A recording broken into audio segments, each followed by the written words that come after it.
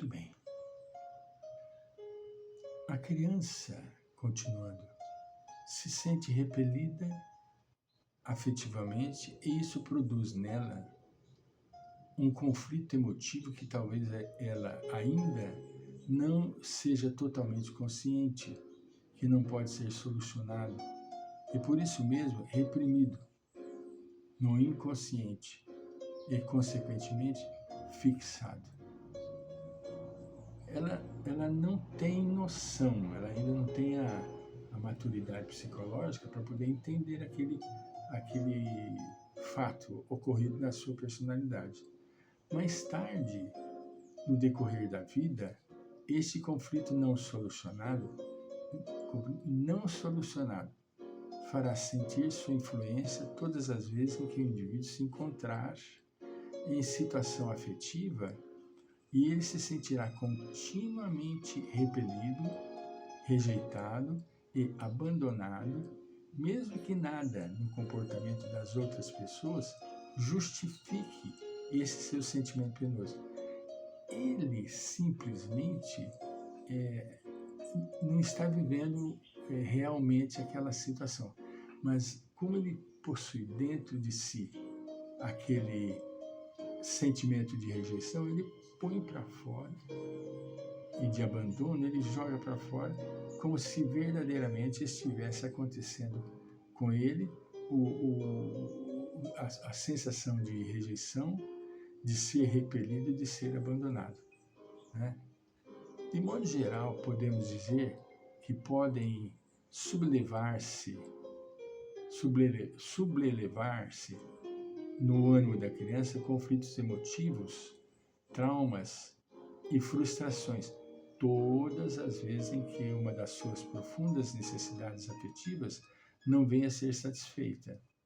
Olha que interessante, né? Ele põe para fora essas sensações podem sublevar-se no ânimo da criança conflitos emotivos, traumas e frustrações, todas as vezes em que uma das suas profundas necessidades afetivas não venha a ser satisfeita. Isso diríamos que é um caso de projeção no interior, entende? Ele projeta um sentimento de frustração.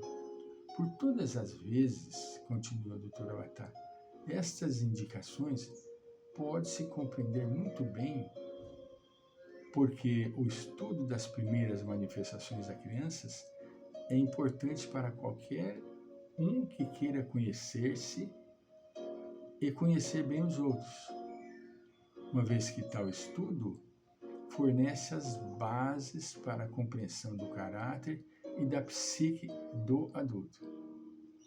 Todas estas indicações pode se compreender muito bem por um estudo, né?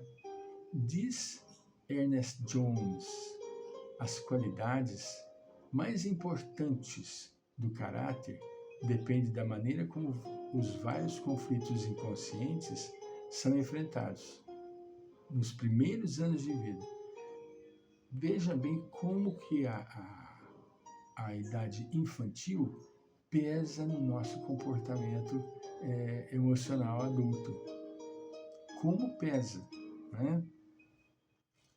Um grande número de traços do caráter, tais como a decisão, a timidez, a tenacidade e assim por diante, foram reconhecidos como reações particulares nos confrontos destes conflitos. Ele vai manifestar na idade adulta um grau de timidez. Por que será?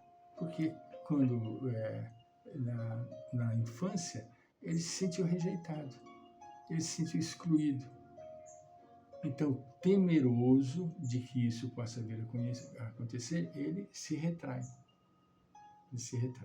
Né?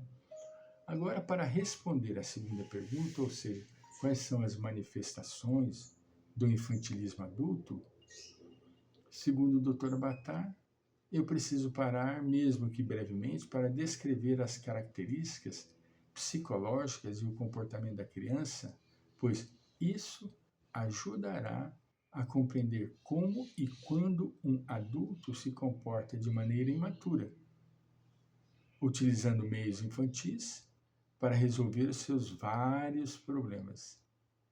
Entende? A criança é completamente constituída de inibições. Ela é espontânea, ela é instintiva e impulsiva. Naturalmente. Ela tem isso naturalmente. Manifesta-se tal como é, pois não tem freios e não tem autocontrole. A criança é criança. Ela não engana, ela não põe máscara, entende? Ela se manifesta do jeito que verdadeiramente ela é, não é? O adulto já não. O adulto já põe máscara, evita determinadas coisas, usa determinados trejeitos, né? Ela é também amoral, irresponsável, emotiva em excesso e muitas vezes cruel. Ela é egocêntrica, pois só conhece a si mesmo, mas isto já representa um ponto alcançado. De fato, é o senso do eu como centro do mundo. É um desenvolvimento necessário para a consciência da criança que antes se sentia completamente isolada do mundo circunstante, como o autismo, né? O autista, ele se sente completamente isolado do mundo. Ele tem um mundo próprio dele e vive naquele seu mundo, né? Este egocentrismo leva a criança a ser captativa nas afeições, isto é, inclina-se a tomar e não a dar, a ser amada e não a amar, a ser protegida e não proteger. É o comportamento infantil, é uma postura infantil, né? Esse comportamento afetivo é natural e compreensível na criança, que se sente fraca e indefesa e que também está sempre necessitada de se sentir cercada por uma segura barreira protetora. A criança é assim. Nós não vamos querer que a criança manifeste reações adultas. Ela é infantil. É uma pena quando ocorre o infantilismo adulto, né? O infantilismo na pessoa adulta. Mas a criança é infantil. Ela vai manifestar aquilo que ela verdadeiramente é. Mais tarde, também se desenvolverá nela a atitude oblativa, isto é, o desejo de amar e de dar. E esta passagem assinala, conforme veremos mais adiante, o amadurecimento efetivo. Não, o amadurecimento afetivo, perdão. A criança vive no presente, pois possui uma visão fragmentada do tempo e do espaço. É claro, a criança não vai querer se preocupar com o futuro. Ela é criança, né? Ela vai se preocupar com o presente, com o mundo que ela está convivendo, né? Este viver no presente é típico da infância e é bem compreensível. O adulto, ao contrário, vive no futuro.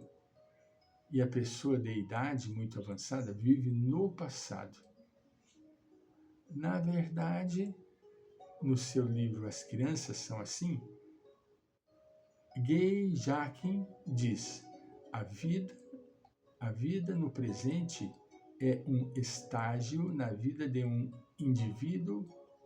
A vida no presente é um estágio na vida de um indivíduo, um estágio correspondente a uma etapa de amadurecimento psíquico completamente diversa, por exemplo, daquela do adulto que vive no futuro.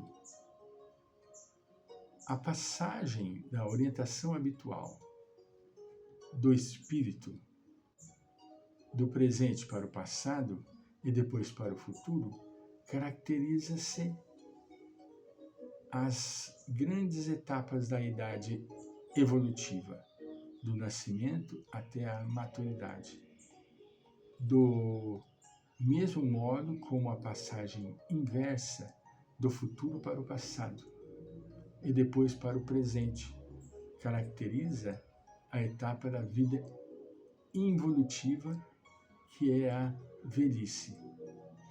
Além disso, a criança raciocina de maneira diferente daquela do adulto e muitas vezes parece ilógica e absurda. É uma pena nós, às vezes, encontrarmos pessoas adultas raciocinando como uma criança. Isso é entristecedor, porque o contrário não dá certo. A criança raciocinando como adulta, podemos encontrar crianças mais amadurecidas do que muitos adultos, né? Crianças responsáveis, crianças que se preocupam com o amanhã, né? E o homem deveria ter esta conduta, mas efetivamente nem sempre é assim. Voltaremos.